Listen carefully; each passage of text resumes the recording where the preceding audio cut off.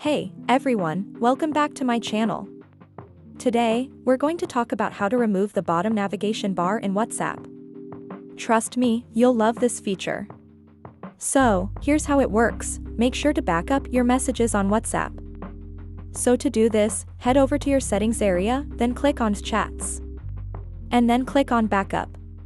Your messages will back up for you on WhatsApp. Now the next thing we are going to do is, we're going to get the old version of WhatsApp on Play Store or App Store. Just head over to your App Store and search for WhatsApp 2.0. Once you update your app or download WhatsApp 2.0 directly from Play Store or App Store, you'll be all set to enjoy this new look. Now go ahead and launch the old version of WhatsApp you downloaded from Play Store or your App Store. That's it. Thank you so much for tuning in today. If you enjoyed this video and found it helpful, please give it a thumbs up and don't forget to subscribe for more awesome tips and tricks. Until next time, stay amazing and keep exploring new features on your favorite apps.